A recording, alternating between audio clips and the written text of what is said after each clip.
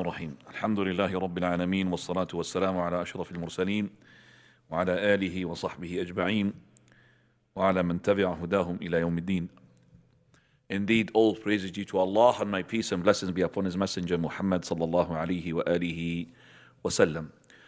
The first question actually had triggered a little reminder because we are already in the second half of Ramadan.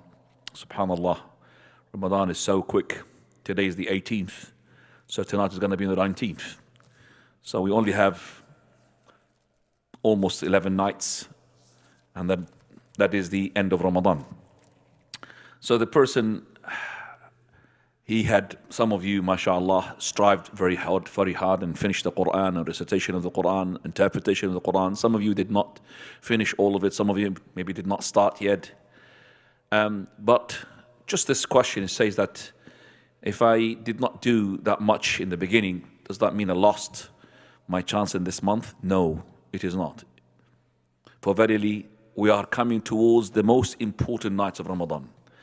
The ones before, they were preparation. So for those who prepare themselves, they'll find it much easier for them when they come to the last 10 nights of Ramadan. But for those who did not prepare for it, you've got your chance. It's going to be a bit harder, but you need to make sure that you don't lose out on those nights, because they include the best of all nights, and this is the night why the whole month is for, and that is the night of Al-Qadr. Now, it says that we're missing out as well in Ramadan, because Ramadan, this is maybe the first Ramadan you've experienced where you don't come to the masajid. Whether it's male or females, the person feels that himself is attached to the masjid. And now you know how important is the masjid. And now you know why the Prophet ﷺ, as soon as he migrated from Mecca to Medina, the first thing that he established out of three things, and that is to establish the masjid. First thing out of three things. The three things are, that is to secure the Medina. He made covenants with those who are on the outskirts of the Medina that they will not let enemy from their side. And the second one, which is to ease the economy by making the brotherhood between Ansar and Muhajirin. But this one is the first one. He built a masjid. Prophet ﷺ, when he went as well at the beginning, before he went to Medina, he went to Quba, just about 6 miles away. He established a masjid. Masjid Quba, in terms of history-wise, it was before the masjid of the Prophet ﷺ. And it is included in the ayah. لَمَسْجِدٌ أُسِّسَ عَلَى التَّقْوَى مِنْ أَوَّلِ يَوْمٍ. A masjid which is being built upon taqwa from the first day. Quba is included, and of course it is the masjid of the Prophet ﷺ, because the Prophet of Allah said so as well. So Quba is included because of history-wise. It was the first masjid. It was based upon taqwa when the Prophet of Allah ﷺ migrated from Mecca to Medina. So it is a new experience for us, but I'm sure that the lots of benefits that we have gained even with this coronavirus, from those benefits that we have, actually everybody had felt it, that all of us were spending more time with our families. Some of us, they don't know their families. They don't know how their children look like, because they go in the morning, they come back in the evening, and when they go, they're sleeping, or they go when they've gone to school, and when he comes back, they're already sleeping. So that is why some of us had spent time with the children, which is very good. Some of us I've just known, which are relatives of mine, they have taught their children the adhkar, sabah al-masa, which they never taught them before. So I would say there are lots of things that we have learned from this pandemic. Alhamdulillah. Yes, there are lots of things that we've lost as well from that. Not talking about the financial loss, I'm talking about the spiritual loss, which is the masjid. The masjid is so important. But alhamdulillah, with this technology, we had eased our situation a lot. Imagine we don't have this technology. Imagine we don't have Zoom. We have live stream at the moment. You could see me and answer any questions, that we are not allowed to come out of the house, where we're not allowed to speak to anybody except for ourselves and our families. So alhamdulillah, with this technology, we're able to reach out for those people who are of knowledge, to learn from them. We are able to as well feel as well some of the things that is going on around us, like for example the Taraweeh in the Haram, what is taking place there. So alhamdulillah, we can't say that we are really so bad. We are, mashallah, tabarakallah, alhamdulillah. I mean, I would say it's fantastic, because it gives us more time to read on the Quran. And you have no excuse at the moment to say that, that you are doing bad because of this pandemic. And also I need to emphasize the fact that some of us make an itikaf actually on his WhatsApp and social media. He's jumping from Facebook to Twitter to WhatsApp to Telegram to has got no time for Quran. So just watch out for that. Jazakumullah khairan. And make sure that inshallah, I would say to you, I will suggest inshallah for that person, suggest for myself and everybody, the last 10 nights, this put in a basket. Don't use it. Don't even give it, well, it's for emergency. You've got no emergency. You are with your family. So just put it aside. Don't use it. Khalas. This is retired now. Because this one, once you take it, subhanallah, one message takes you to another. Take you to another until the day is gone. طيب. Jazakallah khair, Ustad.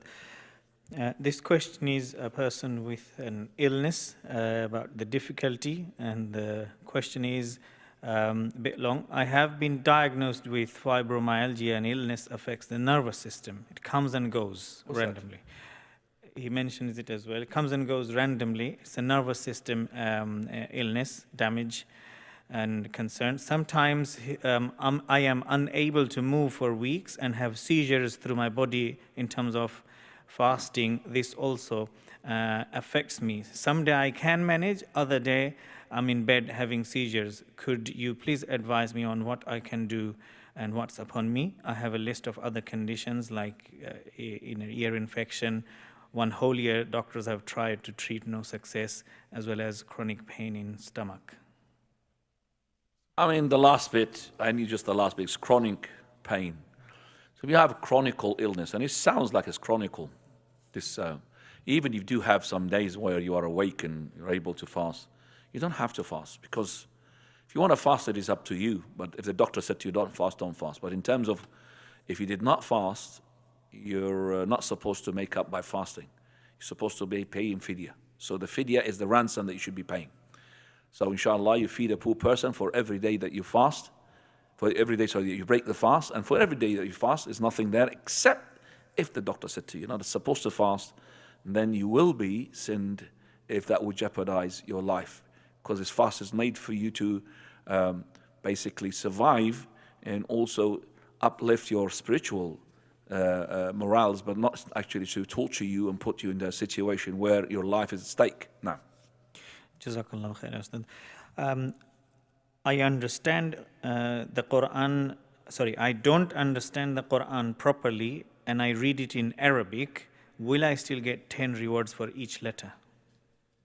Well, you will get a reward, but the 10 rewards for each letter, that's only if you read in Arabic.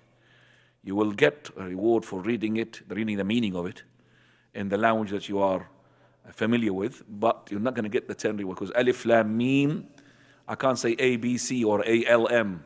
Alif Lam Mim has to be recited that. We'll get the 10 hasanas now. Jazakallah khair, Ustad. We already mentioned, you and I briefly touch on touching Quran without wudu, touching Mus'haf without wudu. Akhi, touching Mus'haf without wudu. And that gives me as well a hint to answer another question if there is another question there. Mus'haf contains the words of Allah. And Allah subhanahu wa ta'ala, He says, وَمَن ذَلِكَ وَمَن يُعَظِّمْ شَعَائِرَ اللَّهِ فَإِنَّهَا مِن تَقْوَى الْقُلُوبِ. He who upholds the symbols of Allah, this is the sign of the taqwa, the piety of the heart. So if we know that fact, if we know that when we're holding the Quran, we're holding the words of the Almighty subhanahu wa ta'ala, then touching the Quran, you're not allowed to do it except if you are on full purity from the major and the minor defilement. So you have to have full purity.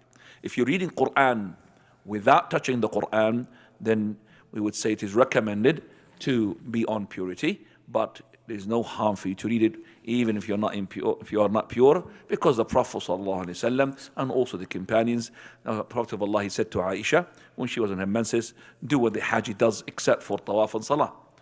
And also the Abdullah ibn Abbas radiallahu anhuma, as in Sahih al-Bukhari, and that is he used to read his Quran, his hizb, while he was on janaba. So recitation without touching is no problem. And I would link this to another question.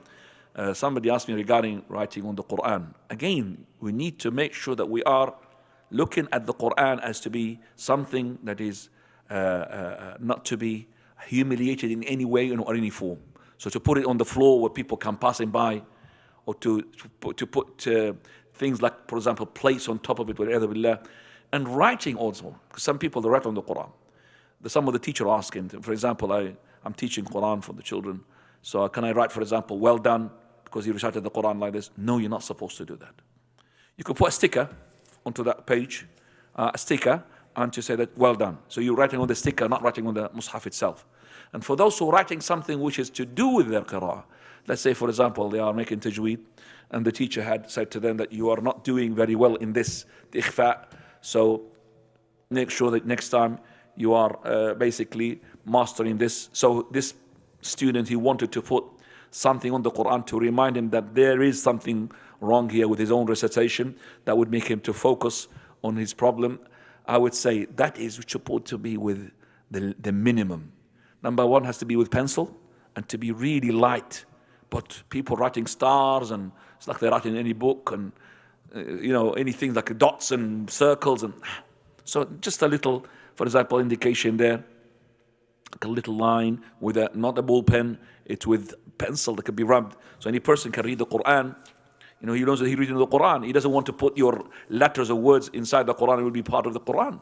So you have to be careful regarding the mushaf and make sure that the mushaf is to be, as I said, upheld in the most respectful way, but not to the extent, like for example, I have a mushaf, let's say, on that table, or on that table behind me. For example, I've got a table behind me. Oh, you can't sit this way because the mushaf is on that way. I will not be able to sleep or even sit if it is that way. So it's not really like that much. Or for example, respecting the mushaf by some people, they take it and then they do it like that. All of that is not correct. Ya ikhwani, what you're kissing, it's not kissing the words of Allah. You're kissing papers which are made, I don't know, maybe in China. I'm not saying coronavirus here, but I'm just saying. But this is kissing the mushaf is a bid'ah, and prostrating on top of it as well. That's sajda surah. It's not really good. It's not correct. So you should not be doing such a thing. Allah Ta'ala a'lam. Worse than that as well, making a miniature Quran, dangling from the cars. I've seen them. Subhanallah, what is this? Can protect your car with this? And some people, there is smoking in it, cigarettes. That's not respectful to the Quran. طيب, تفضل. Jazakallah khair, Ustad. Next question about reciters. There are a lot of celebrity reciters on social media, and it seems some of them sing the Quran instead of reciting it, even though the tajweed is correct. Can I listen to these reciters or not? Please advise. Tajweed is correct or not? Tajweed is correct, but okay. is singing. Right. The Quran, Prophet ﷺ, he said, he who does not sing the Quran is not from us. So when we recite the Quran for ta'abbud, we recite it with singing. But singing that you're talking about maybe something else, I don't know. So you have to make some sort of melody in the Quran. You're reciting it. So you said, Alhamdulillahi Rabbil Alameen. That sounds like states, for example. So you're making a melody. But maybe you're talking about extra or extreme, which is that he's doing it according to a song. He listened to a song, he likes the melody of it, and he puts that song into it. So he would twist the verses to fit the song. Okay? So, or for example, he makes all of these tamteed and he goes wah, wah, up and down. Okay, I would say to you that it's not haram to listen to it, but maybe that, inshallah, you don't want to put yourself like him as well. You want to be pondering onto the meaning of the words rather than to be as well pondering onto the musical things. But I know for a fact that when you memorize the Quran with a melody, it helps you a lot in your memorization. So my memorization, a number of times, as I said it as well, links to my melody. So, Wallahu ta'ala a'lam. Okay, advise you, inshallah, I would say to you, if he's too much onto the musical things, well, you could avoid him. Got lots of people, mashallah, who are very nice, like Mshari al-Fasi, and he's okay to listen to, alhamdulillah. Naam. From exactly what you mentioned, next question, how do we ponder over Quran? I mean, is there a method? What do you recommend? Pondering the Quran, you need to make the meaning. If you don't understand the meaning, you can't ponder in the Quran. And there is here a sunnah that I would like to tell my brothers and my sisters regarding this, which is regarding the Taraweeh. Prophet sallallahu alaihi wasallam, whenever he recites the Taraweeh of the night prayer, whenever he passes by a verse that contains a request, he will ask Allah subhanahu wa ta'ala. Tasbih, will make tasbih to Allah azza wa jal. That's in the night recitation. So this is sunnah, which some people they don't know about. Okay, so this is your tasbih and all of, so this is pondering, because when you, for example, pass by a verse regarding hellfire, you seek refuge in Allah from the hellfire. Okay, so that is the recitation of the night in the prayer. And that is, as I said, as a sunnah which is not known to lots of people. We know that, for example, there is one which is even in the obligatory prayers, not just the sunnah prayers, which is Sabbih isma rabbika al-a'la. The hadith says that the Prophet ﷺ, he said, Subhana rabbi al-a'la. And we have another one as well, which is at the end of Surah Al-Qiyamah. أَلَيْسَ ذَلِكَ بِقَادِرٍ عَلَىٰ أَن يُحْيِيَ الْمَوْتَى. Isn't he capable of giving life to the person who is dead? You say, Subhanaka fabala. Naam. Jazakallah khair. It's linked how to become serious with Quran journey. How to become serious. As I said, recitation of the Quran and learning as well the meaning of the Quran, and understanding that this is the Almighty speaking to you, and understanding that I have to implement what I'm reciting, and I understand at the end of the day that my results of all of that will make me to go to paradise, and if I don't do that, then I might be exposed to the hellfire, then I will take my Quran seriously. Okay, if you really claim that you love Allah subhanahu wa ta'ala properly, then you will not always keep reciting His words. Just like if you had a lover whom he sends you a message, I'm sure that straight away you grab the phone and start reading that WhatsApp message. And then you go away, and if you hear that tick, maybe you made a special tune for your lover, straight away you'll leave everything and go read it. If the Quran became like this to you, alhamdulillah, some of the people, mashallah, they can't let go of the Quran. They can't let go.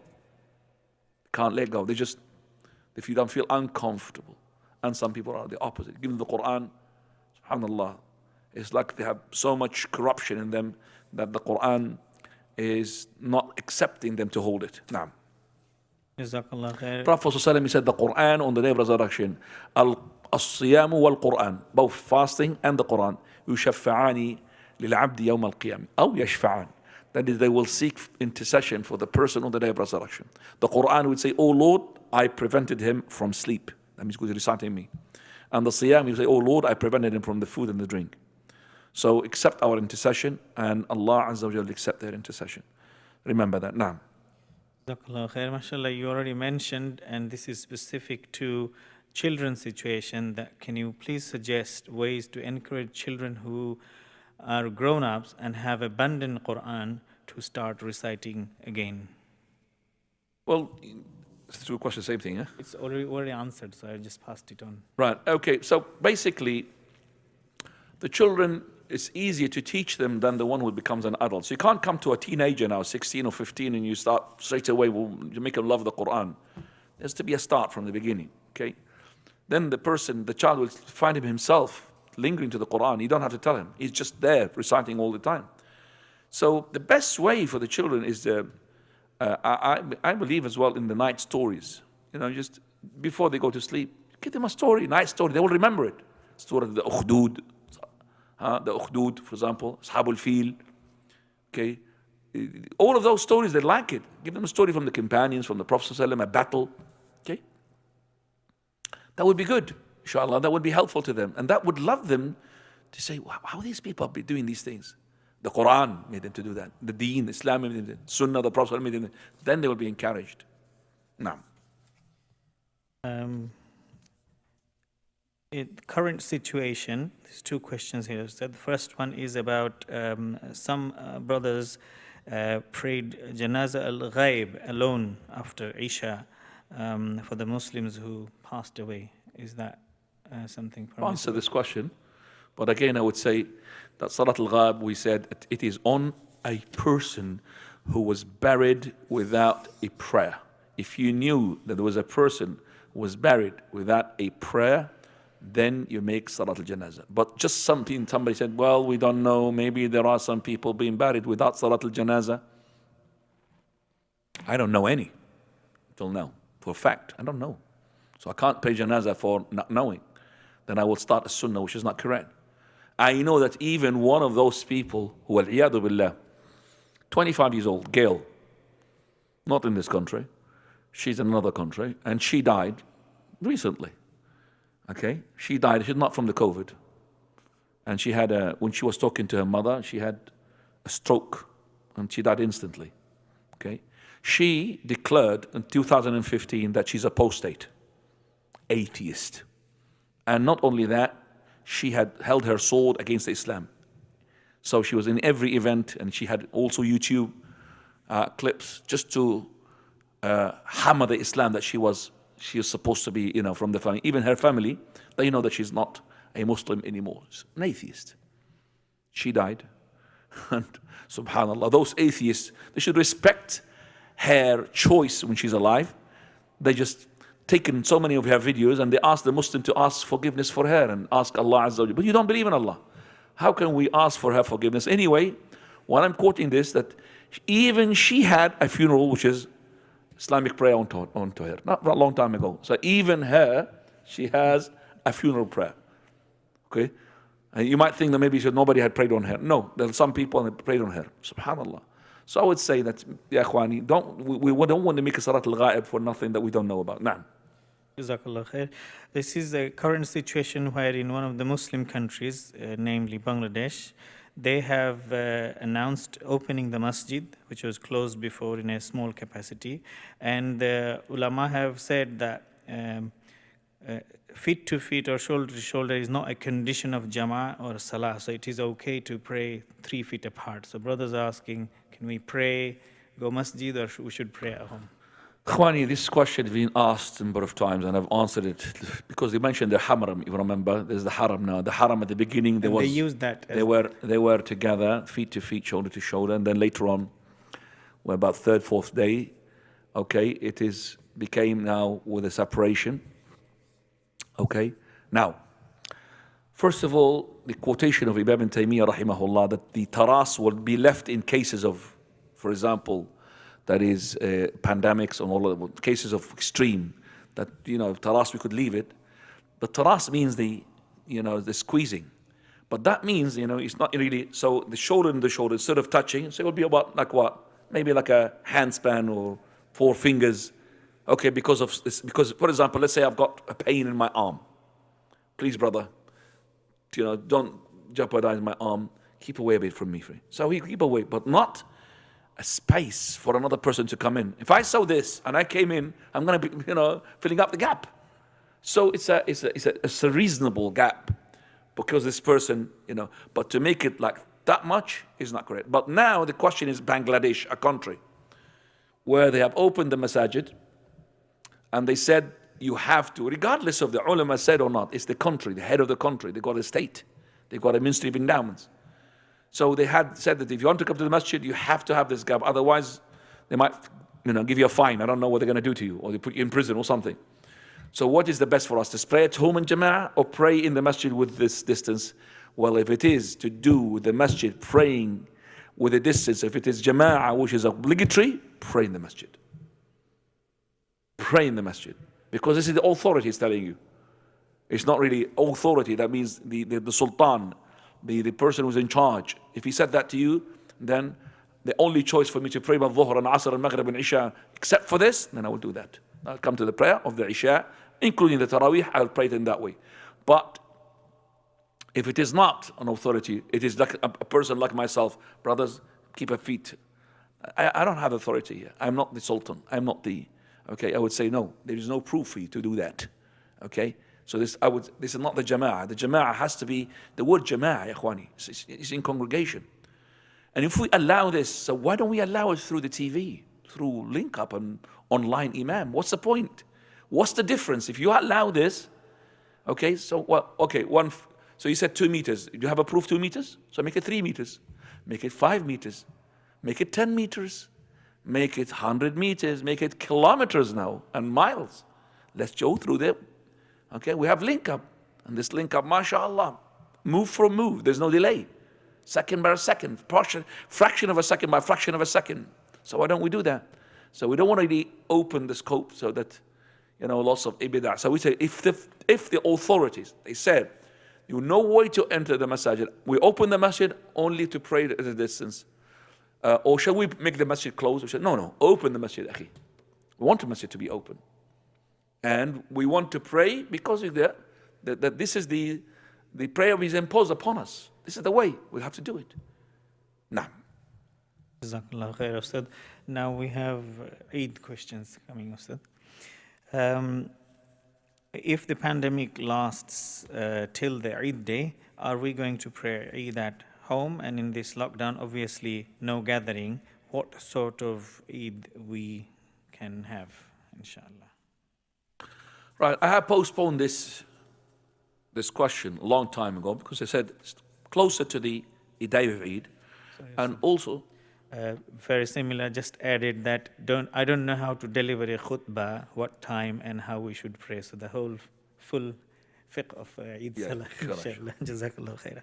I have delayed, I said, the answer for this question to be closer to the Eid, and also to make sure that what is going to be thrown by other people regarding this issue on the webs and listening to the scholars, and some people are not the scholars. I want to know what is there is on them. You see, we look at the Eid prayer from, first of all, what is the rule regarding the Eid prayer? Okay, we have three opinions. One opinion says sunnah mu'akkada, meaning emphasize sunnah, so it's not obligatory. And this is the opinion of Imam Shafi'i and Imam Malik rahimahumullah. I should have started with Imam Malik, then Imam Shafi'i. Imam Malik and Imam Shafi'i. And one opinion says fardu kifaya, and that is the opinion of the Hanabi, Imam Ahmad rahimahullah. And that is fard kifaya is a communal obligation, meaning if one group had done it, if any person had done it in the area, then there is no sin on the others. But if no one had done it, then everybody will be sins. It's like the prayer of the janazah. The third opinion is the opinion which is compulsory on every individual.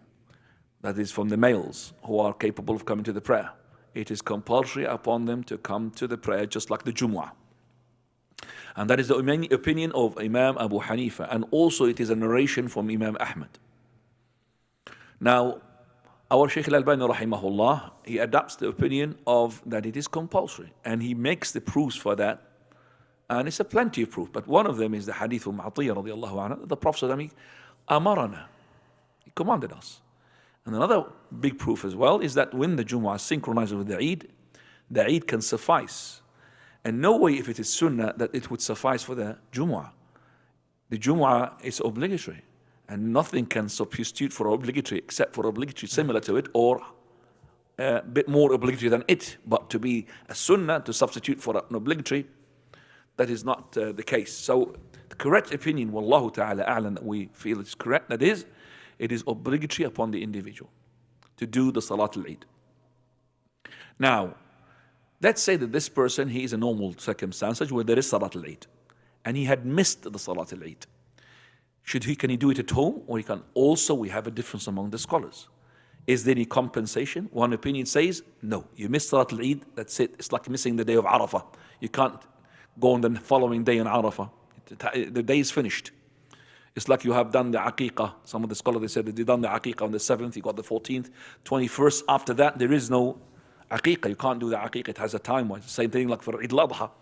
You have first day and plus the last 3 days after that, the Shriq. You can't make the Adha the 5th day after the Eid-ul-Adha. You can't do that. So, some scholars, they said, if you have missed it, then we say that if you missed it without an excuse, you are sinned. This is for those people who say it's obligatory. And if you have missed it without an excuse, you're sinned. But with an excuse, you're not sinned. Do you compensate it? One opinion says no compensation, is gone. But you have an excuse. One says no, you do. You compensate it, and the compensation is in full. That is khutbah plus prayer. And one opinion, which is based upon hadith, the narration of Anas radiallahu anh, that he himself did not make up the prayer of the Eid, so he gathered his family and he made the Eid prayer. Now, so because of that, we are asking now the following question. Is there any Eid prayer when we are not allowed to make the Eid prayer? Because the question says that, look, if the situation is going to continue, well, we could see it's going to continue unless Allah, willed something else. But yesterday it was the Prime Minister spoken and he said that it's going to continue until June. Yeah, but from Wednesday they're going to be changing. To tell you the truth, I don't know what was the change. It's the same. I'm confused basically. I mean, what is going to be changing? I don't know. Maybe before you can't sunbathe, now you could be sunbathing. Maybe that's you could do more journeys to different places. Now at the moment, because in Wednesday they said you could go as well. Not to Scotland or Wales, No? because they're still locked down. Okay, all right. Oh, well, up to the borders. Anyway, but you could really go further distances now. Because even the border families, they are asking, what do we do? Because they're on this side and the families on that side, just at the outskirts. They said, on that side is locked down, this side we can go out. Now, anyway, we don't want to politicize our talk here, but what you say, I don't know what's going to happen, but I know for a fact the masjid is going to be stay closed. He hasn't mentioned any religious things. He mentioned the pub. I was listening to yesterday. He did not mention, for example, what is the churches are going to be open, the Muslims, I don't know. So the pub, he's talking about the pub, and because it's to do with the economy, you see. So they will have no masjids open, okay? And we will abide with that, right? As for to do it at home, we will do what Anas had done. Number one, we make the prayer of the Eid in the form that we know, which is 2 rak'ah with the takbirat of the Eid. The takbirat of the Eid is different among the scholars. Some say there's 6 after the first takbirah and the first rak'ah. Some say 3 and 3. And the correct opinion, which we say is correct, is that takbirat al-ihram first, then followed up by 7 takbirs in the first rak'ah. Then the recitation. Second rak'ah, when you stand up, you make the takbirat al-rafa' to go up. You say Allahu Akbar to go up. Then 5 takbirs. So the takbirat al-Eid is 7 in the first rak'ah. And 7, that is beside the takbirat al-ihram. And 5 in the second rak'ah beside the takbirat, they're going up to the second rak'ah. Now, so we say it, we make it with the family, all of them, except for those who are on their menses, they're not allowed to pray. But they witness the prayer. Okay? No khutbah. The khutbah is not there. Because the khutbah anyway is not the khutbah al-Jumu'ah. The khutbah is not compulsory. Okay, even for the scholars who say it's compulsory, like Imam Abu Hanifa, the khutbah is not compulsory. Because the Prophet said bluntly like this, he who wants to stay, let him stay. He wants to let him to go. So he made the khutbah, but it's highly recommended to sit for the khutbah, but it's not compulsory. So we do Salat al-Eid because we are compensating for the salah. Just like when we did not do the Jumu'ah, we did what? Dhuhr. We did not do khutbah al-Jumu'ah. So we do Salat al-Eid. And what do we say between the takbirat? Now it depends upon, is the narration regarding the sayings and the adhkar between the takbirat is authentic or not? But we say that some of the scholars, they made them authentic. So, takbirat al-ihram, Allahu Akbar, and then the opening supplication, Subhanakallah bihamdik, or wajjahtu wajhi, whatever you choose from that. Then after that, you do takbirat al-Eid. So you say, Allahu Akbar. Do I raise up my hands? Differs among the scholars. What I feel that is correct, no raising up the hands because it hasn't been narrated. So, but if you did, I understand there are scholars who say that. So, Allahu Akbar after that. Now, this is the adhkar. What is being mentioned by Abdullah ibn Mas'ud, he himself had said it, radiallahu an. That is between the takbirah and takbirah, and he said it in front of other companions, and they did not object. If it is authentic, then it becomes a sunnah, which is praising Allah and passing upon salutation of the Prophet ﷺ and like dua. So it's not Allahu Akbar, Allahu Akbar, Allahu Akbar. So it's Allahu Akbar. Salatu wassalamu ala Rasulillah. Allahu Akbar. Alhamdulillah. Salatu wassalamu ala Rasulillah. I could even make dua with it. So I could make a short dua with it. ربنا آتنا في الدنيا حسنة في الآخرة حسنة وقنا عذاب النار. Allahu Akbar. In this way, you will know how many takbirs for sure. Whereas if you count them like this, it just becomes like a, But if you did it, no problem. If you did like this, Allahu Akbar, Allahu Akbar, Allahu Akbar, Allahu Akbar, 7 takbirat, no problem. But I'm talking about perfection of the sunnah, maximizing your rewards, inshallah. So, we said 7 takbirat for the first, and then you recite the Fatiha. Then سبح اسم ربك الأعلى, if you know it. If you don't know it, any surah. Because the sunnah I'm talking about. سبح اسم ربك الأعلى. Okay? And then you go to the following same ruku' and sujood. And then you go up, Allahu Akbar, and then you do 5 takbiras. And so 7, then you start with the recitation, Fatiha, and then هل أتاك حديث الغاشية, or Surah Al-Qamar, اقتربت الساعة وانشق القمر. Okay, so you recite that as well. So now, alhamdulillah, we have taught you how to do the Eid prayer. After the Eid prayer, you say to each other, تقبل الله منا ومنكم, تقبل الله الطاعات. This is linked to the Eid. And make sure, ya ikhwani, to make the Eid is happy for the children. Don't make it dull, just like nothing, like a normal day. It's for the children. This is the Eid for bringing joy to the whole family. So why not start making nice food, extra better food, for something that they're looking forward for it. No problem. So this is, if you could take them outside, because they're allowed to take outside, isn't it? No? Family can go to the park themselves. They can stay together and go to the park. So I'm not sure there's a bouncy castle, no? Because there's a bouncy council, but not castle. People can go to the park, but they'll have to stay within their family members. They have to still keep social your distance. Keep your distance. No gathering. You have to be alert. Make sure that if you see the virus. How do you go to the park and control the children running around?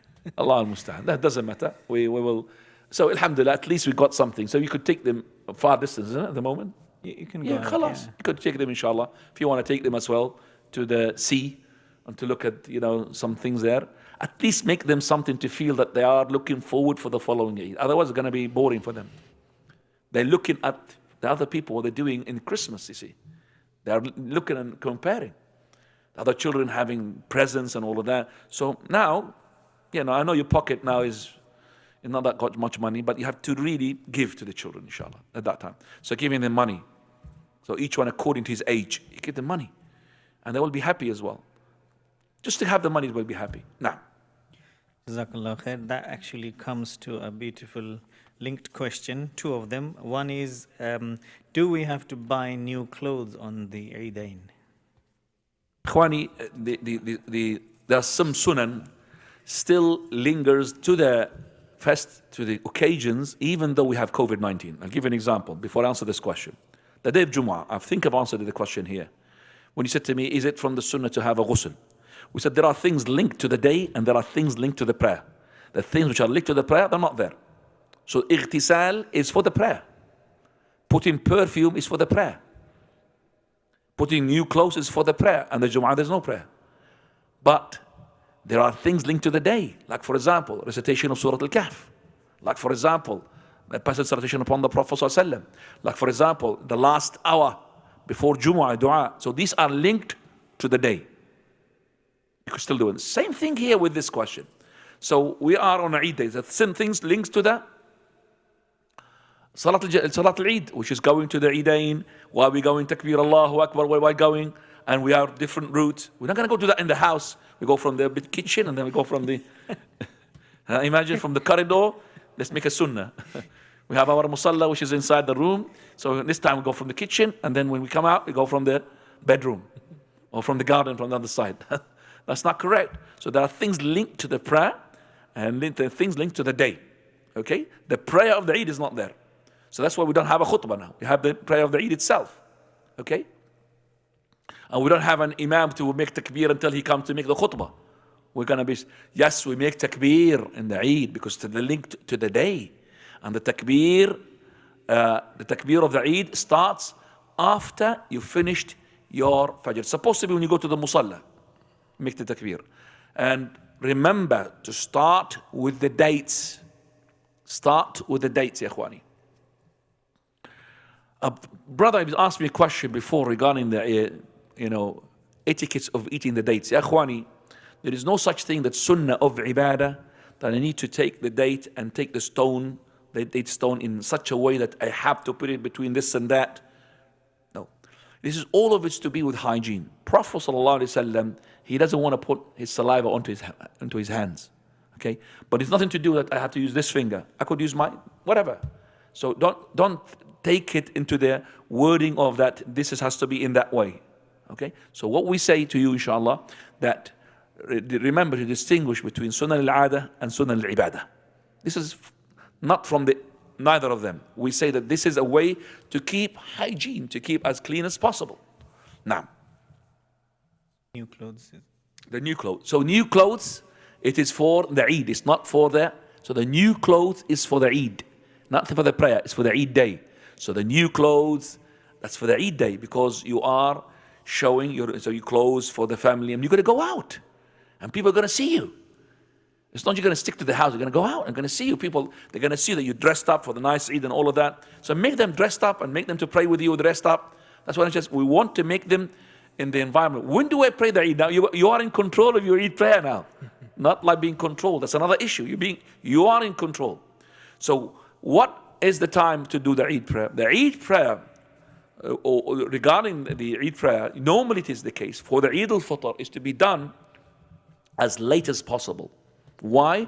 To give extra time for those poor people to get Zakat-ul-Fitr.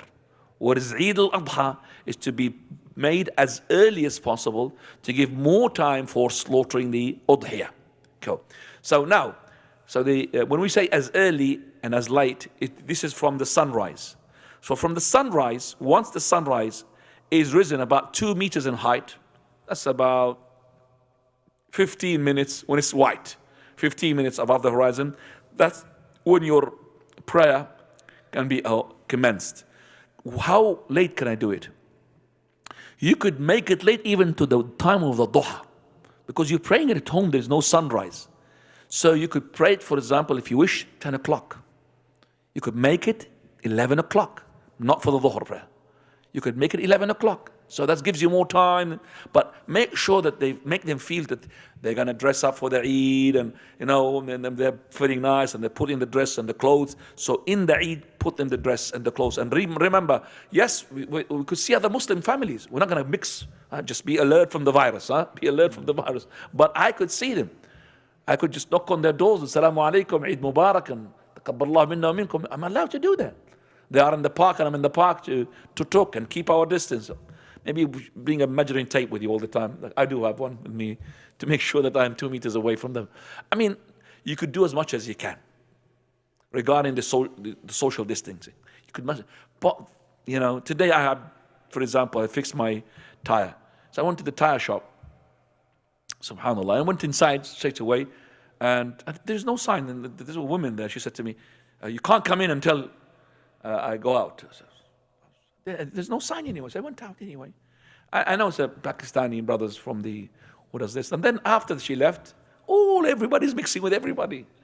And there's no, you understand me? There's no the social distancing, and then they said to me, we could do it to a certain extent, but there is no way to have, like, for example, something fixed between me and you that's going to be 2 meters all the way. We're going to go to the door sometimes, but we do as much as we can.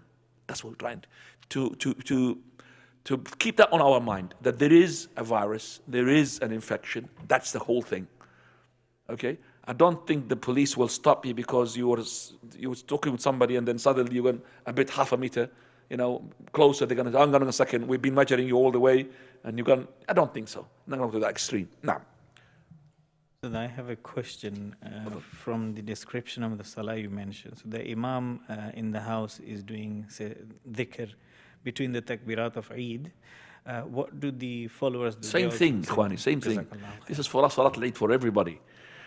The imam does the prayer just like the normal prayer. The ma'mum, he does exactly the same as the imam. So the imam and the ma'mum are the same. Okay? But the imam is going to recite loud when it comes to the Dhalleen Ameen. Okay? Then they will say Ameen. Now. Jazakallah khair.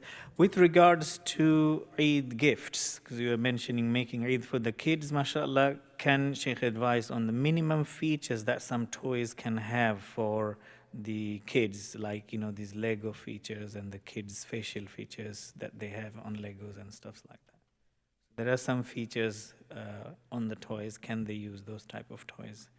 The minimum. Avoid as much as possible, Ikhwani, these faces. Avoid as much as, I know it is in everything, but avoid as much as possible.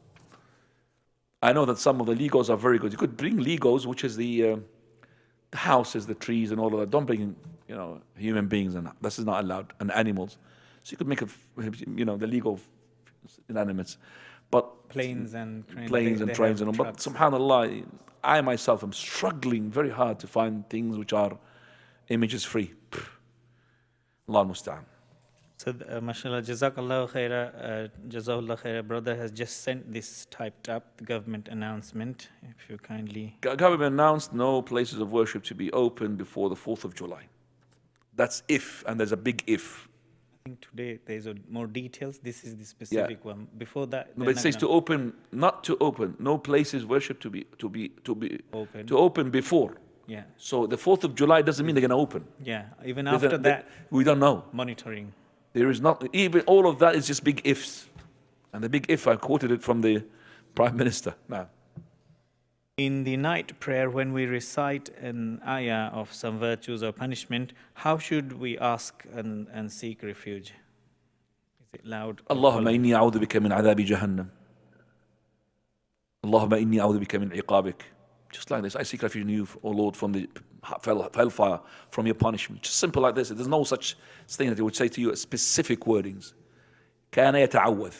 كان يسأل. يتعوذ means he's seeking refuge. Now,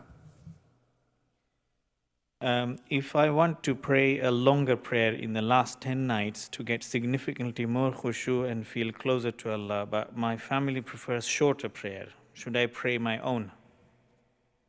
no, don't pray on your own. Pray with them.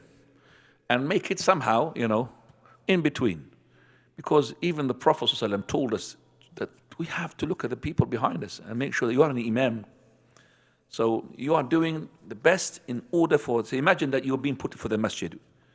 I don't think they will allow you to recite long. So you have to be, making sure that you don't really, so, instead of don't make it, for example, one verse. Half a page, 1 page, for example, something like this. And depending upon how you recite, if you're a beautiful voice, they love it. So if you're not beautiful voice, I think it's going to be shorter than what is usual. Also, the way that you recite, how fast in your recitation you are, inshallah. Now, do your best, but always pray with them. Now, Can we pray Salatul Haja when in difficulty? Salat al-Haja, when we are in difficulty. Ya akhwani, the best thing is that the person all the time makes dua to Allah subhanahu wa ta'ala. In the time of difficulty, the Prophet ﷺ, he resorted to the dua. He was making dua all night in the Battle of Badr. Just before the battle, all night, he was making dua and beseeching Allah subhanahu wa ta'ala. Okay, so anyway, there is no such thing, you call it Salat al-Haja. That is, Allahu Akbar, we make Haja. No. We have dua al-Istikhara. We have dua Istikhara, which is after the 2 rak'ah. Okay, so if you're a person, for example, during the Jumu'ah, the last hour, make dua, ya akhi, to Allah subhanahu wa ta'ala. But the prayer called the prayer of the Haja, that's the terminology being mentioned, not by the Prophet sallallahu alaihi wasallam. Naam. Is there any... We resort to prayer. Of course, when we are in difficulty, we resort into prayer, but not the prayer is called the prayer of the Hajj. We go to the prayer. Naam. Is there any way we could do qunut witr in English and make dua after? Qunut witr, be read in English and make dua after. No, dua al-qunut in itself, Allahumma hadini fi man hadayt, you can't say it in English. It has to be said in Arabic. It's like the Fatiha. You cannot say in the name of Allah, the most beneficent. No. You have to read Bismillah ar-Rahman ar-Rahim. As for making the general dua, the general dua, you could make it in the language that you are mastering. But in the witr is a ibadah. So you make it in the Allahumma hadini fi man hadayt. Naam. Okay. And if you don't know it, you don't have to do it, akhi. You don't have to do it because it's not compulsory to do it. Naam. I pay my fidya and Zakat-ul-Fitr at the end of Ramadan on the same day due to missing fast. I mean, the question will, do I pay both on the same day? Can he do it? Well, as for the Zakat-ul-Fitr, it has to be at the end anyway. Zakat-ul-Fitr cannot be paid at the beginning unless you're paying it to a third party who will give it to the poor people at the end of Ramadan. The end of Ramadan means the last 2 nights, the last 2 days. Or it could be extended to 3 days before, but not before that. And it cannot be as well adjourned after the basically the Eid prayer. It has to be before the Eid prayer of that particular, or those particular people who are poor, who are going to receive the Eid Zakat-ul-Fitr, because to make them inshallah happy and participate in the festival. As for the fidya, well, it's supposed to be every day that you may give, but I know there's difficulty here. You could give to the people who are in charge. You're going to push it to an XYZ country. You give them the money, and they're going to transfer that money into food to those people who are in that country, to poor people. So they're going to give them every day, or they give them every 2 days, or every 5 days, but it has to be after. So let's say, for example, they've gone to 5 Ramadan, they give iftar to 5 people. Okay? They cannot give for the rest of the month before the month is finished. They cannot give for the 6th day. So they could wait for every 10 days and they give. Okay? Every 10 days they give. So no problem if you have left it at the end of the month and you give it all of it. But I would say it's better for you to give it from the beginning of the month to that third party who is in whatever country it is. And then he will give it according to what the people's need there, inshallah. Here in Sharjah, UAE, the Adhan coincides with astronomical sunrise. Should I wait for nautical sunrise to begin my fast? Okay, Sharjah or not Sharjah? I said the last time that I'm going to talk about this. I think we mentioned it separately, privately. I said, yeah, well, there is even one from the Emirate. He sent me a video. And that video, I have seen it with myself, and it synchronizes with what I've been talking about. That is, there is, I would say, even in the Arab world, in my country, I know that in Jordan as well, that the adhan of the Fajr, it is not on Fajr. Even I had from Syria about 2 days ago from a brother there, and he was putting his camera where the adhan is, and he could see this night. He had to wait for half an hour until the Fajr came out. So, no, I would say for your fasting, no problem to stop before. But the problem is to pray before. So you're fasting, okay, stop by that adhan. But for your prayer, wait until you see the Fajr. That's the nautical no. Now. Jazakallah, and that links to mashallah. Can Sheikh kindly elaborate on finishing food when adhan is called? Does it apply only to drinks? I'm going to read it again. We said, Ya Ikhwan, if you are eating already before Fajr and the Fajr came out, you don't have to finish until you finish what you've got in front of you. So you've got a pot, you eat it, you've got to drink it, but you're not allowed to make a new food. Now, the question is still the same. My elderly mother, who is very unwell, struggles to stay up waiting for Isha in summer months. Is there any flexibility on reading earlier in summer times? Okay, any person who are in difficulty, like an old man, can't really, and they've got this sort of habit, they can't really wake up because the Isha time is very late. Well, first of all, we say, what is the late Isha according to you? So, for example, you have to look at the correct time for the Isha. If your Isha is the 12 o'clock, there is no such thing here in this country. Isha is 12 o'clock. This is like the astronomical twilight. You need to look at the nautical twilight. So you see, it will be maybe an hour before that time, an hour. So at the maximum I have seen regarding in my place where Maidenhead and High Wycombe, where the Isha comes to, it's about 5-7 minutes past 11. That's it. It doesn't go further than that. That's the maximum during July. Okay, the maximum. But during this time, so if it is too late, then no problem. They will make the combination of the prayer. Islam is flexible for that because they are absolutely cannot stay for that time, which is too much. They could make a combination with the Maghrib. Naam. Jazakallah khair. It says marriage question, but I'm presuming it's from fasting days. I mean Ramadan. If a young person fears he may have intercourse with his wife if they sleep in the same bed, in this case, is it permissible for him to sleep in a different room from his wife? Ramadan is not mentioned, but... It is permissible for you to sleep. This is for Ramadan, of course. It has to be in Ramadan. Yeah, because otherwise yes, it doesn't Ramadan. make sense. Yeah, because otherwise, it becomes an excuse for you to sleep outside. Yes, if it's in Ramadan, he will talk to his wife. He knows and she knows. Yeah, it's no problem to sleep in a different bedroom. But as long as that the children, they don't really see that as a separation or it's going to impact upon them, that there is a dispute between my wife, between my mother and my father, the children would say that. So no problem. Okay, we had companion, Salama ibn Sakhr al-Biyadi, who had made from his wife what we call zihar. You are like the mother, back of my mother, for the month of Ramadan, because he was a person like this. As soon as he sees her, he will intercourse, and when he intercourses, he does not pull out until after Fajr. So he would just stay with her until after Fajr. He was worried, so he made zihar. You are like my back of my mother. But one night he saw her. One night, and now when you make zihar, he's making zihar not just during the day, for the whole night as well. He can't approach her. So as soon as he saw her, straight away, he couldn't control himself. He jumped and he made it, and he had to pay the heavy penalty, which is the same penalty of making jima' during the day of Ramadan, which is he has to free a slave. If you can't, fast 60 days or 2 months continuously. If you can't, then feed 60 poor people. So basically, you're not making an oath like this. You are just saying that, just to be precaution-wise, I'm just going away from the bedroom. And he's talking about now during the day.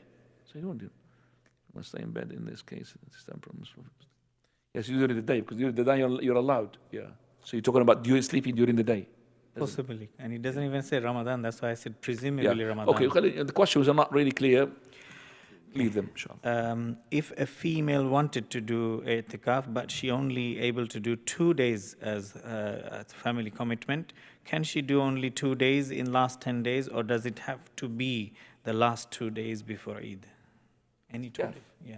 There's no such thing, it has to be the last 2 days. I'tikaf, ikhwani, it is a sunnah mustahabba.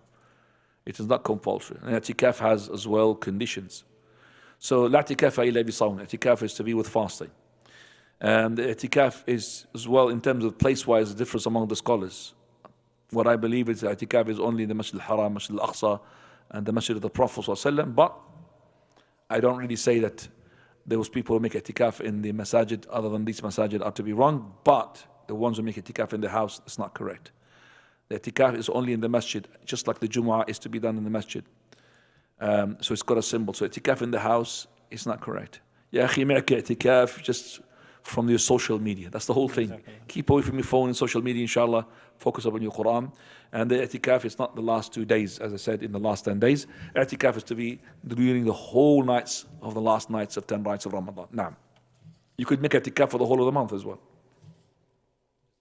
And you're not allowed to approach your wife when you make an i'tikaf. Now, if I'm trying to hide my good or bad deeds, and someone asks me about them, do I have to answer them, or can I remain quiet, or could I say something which could be interpreted in different ways?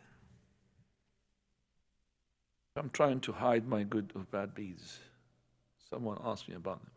Nobody's supposed to be nosy to ask you about your private life, subhanAllah, unless he wants to get you married to somebody else, like for example. That's something else. But, the person should not be asking other people, what do you do? What sort of sins do you do? I would say that the person should not be hiding his good things or bad things. Should be always showing that he's good. He's supposed to be. And it's for his bad things, shortcomings, he should really strive hard to fix them up. So this person could be more worried than what the people think of him, than what Allah Azza wa Jal wants him to be. So don't let that to be intervening. It's like becoming waswasa now. So you should be worried what Allah wants from you, not what the people want you to be, because you're not going to satisfy the people regardless. So if somebody had asked you about your, for example, are you fasting on the day? No problem, akhi. You say to them, yeah, I'm fasting, alhamdulillah. That will encourage him as well. Because sometimes it becomes as well involved in lying. Don't lie, akhi. I'm not fasting. How can it be you're not fasting? He's asking you, fasting. Because he wants to learn from you. So, and don't think, if I tell him, then I am showing off. That showing off or not showing, it depends on yourself. Okay? It's on yourself. So, when we have, for example, Sa'id ibn Jubair, he was talking to some students. Abdul Rahman ibn Hussein, he was there and he asked a question. Sa'id ibn Jubair, who had seen amongst you the shooting star last night? One of them said, yes, it's me. I mean, he could have just kept quiet. Because not people think that he's praying the night. He said, it's me. Yeah, I saw it. But I was not in a prayer. That's just to make sure that maybe people will think that he's in a prayer. But I was not in a prayer. But it doesn't mean you're bad. He was stung by a scorpion. That's why he couldn't sleep. And that's why he saw the shooting star. So he's not showing himself as bad, but he was up. Now, Jazakallah khair. Taraweeh question: if someone has Always, ya akhwana, have bad opinion regarding yourself and always good opinion of Allah subhanahu wa ta'ala. Naam. If someone has digestion issues after eating iftar, but he gets uncomfortable when praying the Taraweeh, is it fine for him not to pray? However, he's the only person who can lead his family. I understand the question how? If someone has digestive issues after iftar, he gets uncomfortable when praying. Yani, as first of all, Taraweeh, ya akhwani, is sunnah, it's not obligatory. He gets uncomfortable when praying Taraweeh.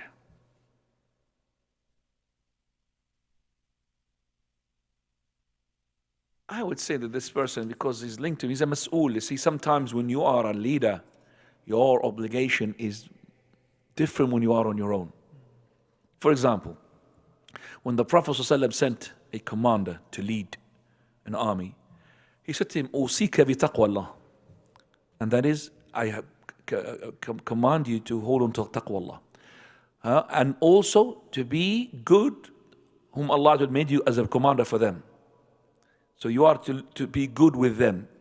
So let's say that this army came to a route which is difficult and a route which is easy. The route which is difficult is shorter cut. The route which is easy, longer cut. But the one who's easy is good for them who's behind him. But for him, because he's fit, shorter cut is better, but it's rough and tough. Because he's got a group and he's responsible, he should choose what? Easy one, even the longer one. So now you are responsible, akhi. If it was on your own, we would say to you, but you're responsible, Sheikh. Because of that, just ask Allah subhanahu wa ta'ala, make dua, inshallah. Okay, and those digesting problems, I would say to you, basically make your prayer shorter. You don't have to make it longer. So you'll have less comfortable. Because you're doing the Maghrib, aren't you? You're going to be doing the Maghrib. And you'll be doing the Isha prayer as well. So I would say to you, make it short. So don't make it long. Because you are the one who's going to encourage them. Nah. But لا يكلف الله نفسا. Nobody will burden you with more than what you are capable of. Now.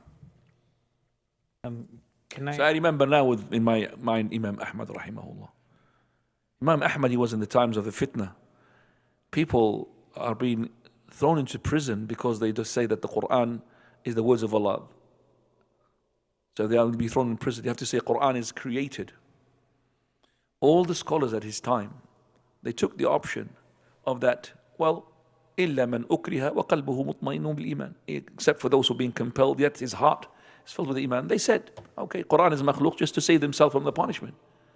But Imam Ahmad, he was asked, why don't you take Hadith Ammar ibn Yasir? Ammar ibn Yasir, he had insulted the Prophet of Allah to save himself from the killing.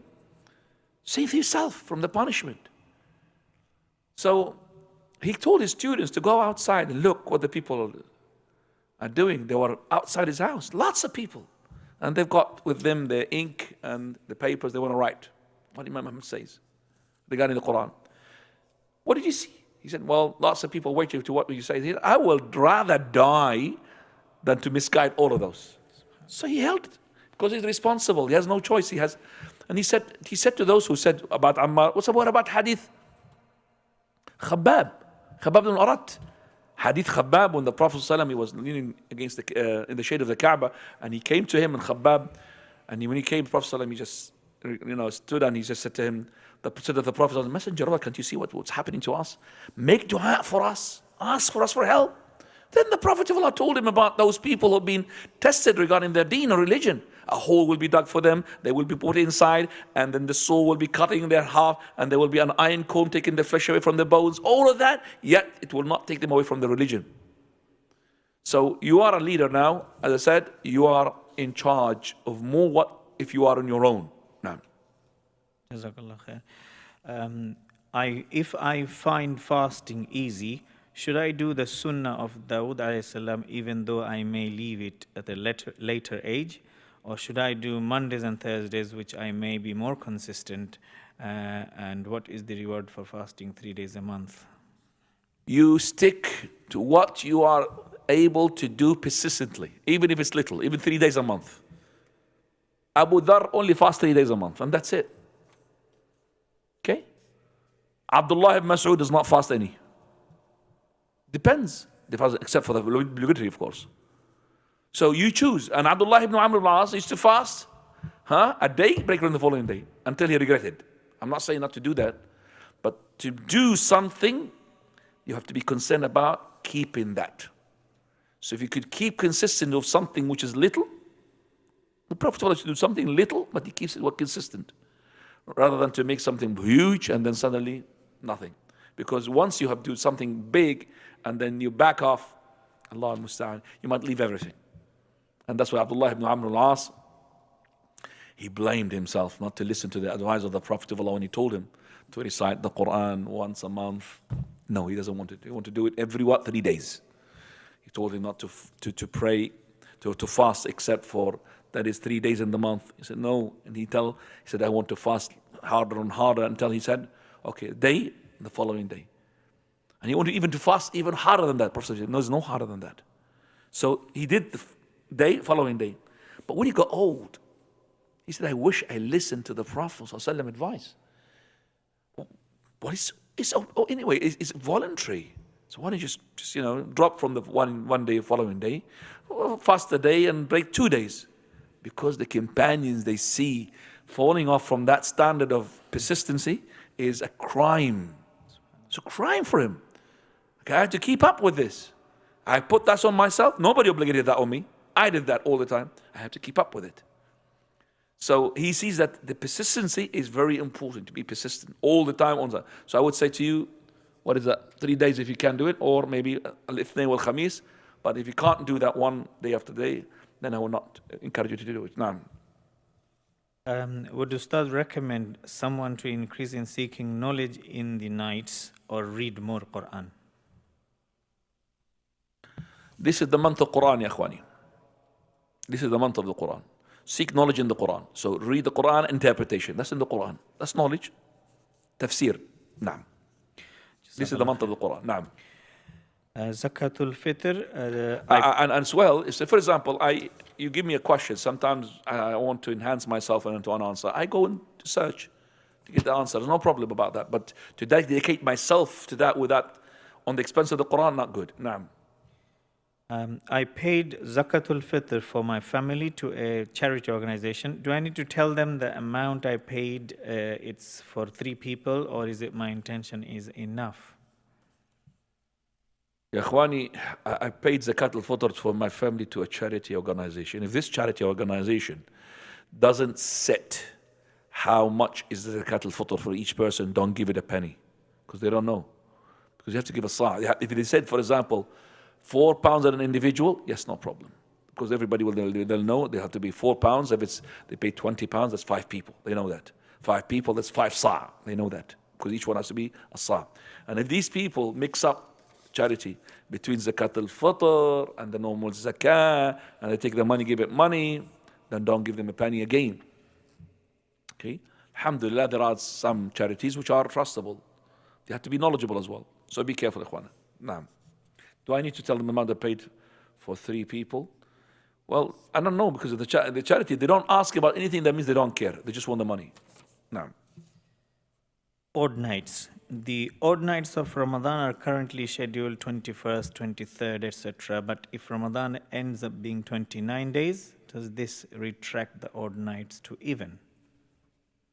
No, what we say, the hadith of the Prophet ﷺ, he said odd night and even night, because he said it from the beginning of the month or from the end of the month. Because he said 9 nights left. Left, that means from the end of the month. So from the end of the month, it could be 30 days, it could be 29 days. That's why we say seek the night of Al-Qadr in the whole of the night. From the 20th to the 29th, to the 30th night. All of those. They could be 11 maximum, and they could be 10. But if you started from the 21st night, you might end up with 9 nights, not with 10 nights. So it could be 10 nights or 11 nights. Seek in that, because like you said, even can become odd, and odd becomes even. I will not waste my opportunity to seek all of them. It's only 10 nights, Ikhwan, or 11 nights maximum. So make sure that you are there for those nights, because the whole of the month is for the night of Al-Qadr. Naam. And let's just be 25, we'll finish. Okay. inshallah, is it better to read English translation of the Quran from a book or a phone?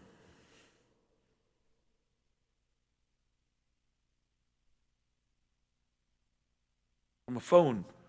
I thought it was from full. What is the word? Phone. Okay. Phone. From a phone rather than from a phone. Okay. Doesn't matter.